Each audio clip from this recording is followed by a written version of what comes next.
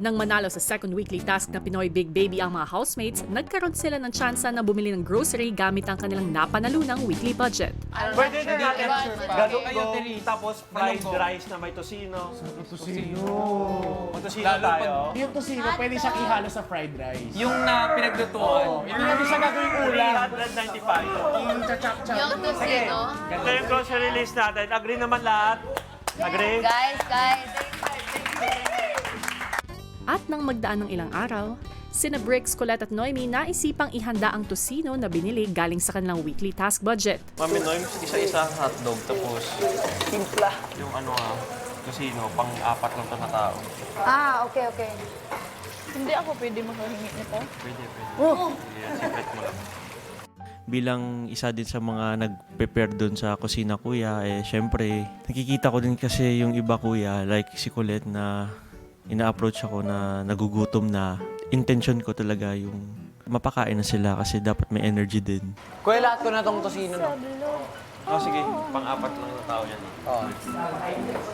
We'll have tosino and hotdog. Kasi 12 lang yung hotdog, may apat na Hotdog, tosino. tsaka tosino lang. Wow, cute. Finally, nakapag-tosino din. Di ba kuya, nung bumili po kami sa weekly budget, isa na po doon yung main is yung tosino.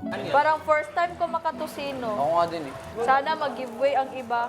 It's just that, ang nangyari kuya, is kung sino yung gusto nung araw na yon, sila yung magluluto, kakainin nila, na meron naman po kaming pagkain para sa lahat.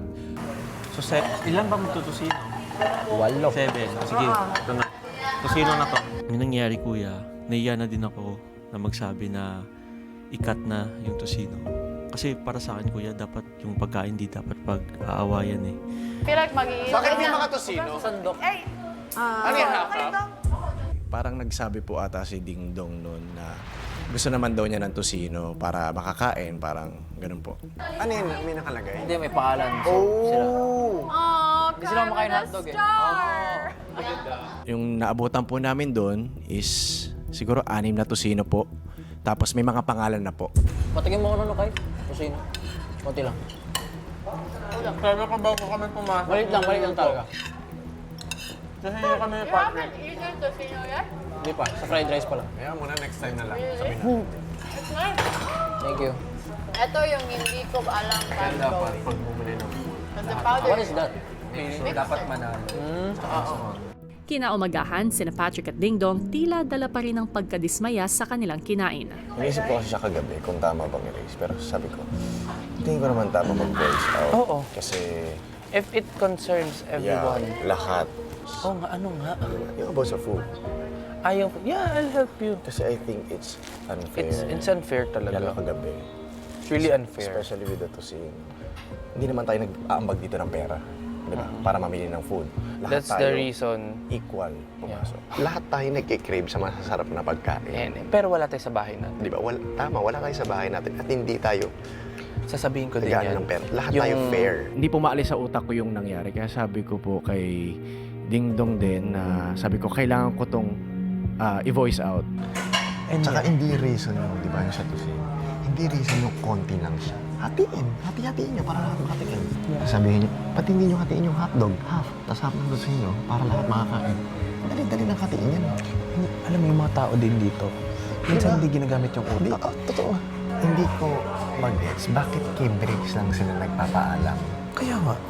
Yan, we pointed. Galing ba sa bulsa niya yung ano? Yeah, we pointed out. Diba, sabi ko nga, the first week I came here, I can adjust.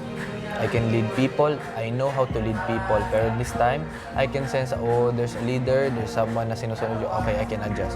But it's already 3rd week. Gusto mo ba? Gusto mo ba? Lumabas na ni ang ugali ko. Maya-maya pa sinimulan na nilang kausapin ang iba pang mga housemates. Yung mga nakukuha nating na masarap na pagkain, dapat kasi pinaghihirapan din natin. Pagkamahal-mahal nga ng grocery natin. Oo nga. Ako nga hindi nakakain ng tosino eh. Ubus na? Next week na lang. During that time, wala pong kayang mag-step up sa ibang adults. Kaya sabi ko kay Ding Dong, kailangan natin i-voice out to. Dapat lahat makakakain. Kasi lahat tayo may karapatan sa food, sa weekly budget. Kasi lahat tayo It's naghihirap. our budget. Kailangan po siyang sabihin kasi pwede pong maulit siya ulit And for me, hindi po siya magandang example, especially sa mga teens, na maging unfair po sa bawat isa. Sumunod naman si Briggs na kuha rin kausapin si Patrick. Ako ayoko dito yung unfair. Maging Ayoko yung mga unfair. Kasi lahat tayo may karapatan dito sa loob ng bahay. Kasi hindi natin to bahay. Walang nagmamayari ng kahit anong sulok dito. At lahat tayo pinasok dito, lahat yun pinaghirapan natin. Oo. Even the weekly tasks, even the weekly budget, lahat yun pinaghirapan natin. Hindi yun mag-work. Example ba? Ano example? Hindi example kung anong unfair para sa kanya. Parang we don't need to complicate things sana. Basta, Kaso syempre parang sa ibang tao talaga dating talaga unfair. may right time for that.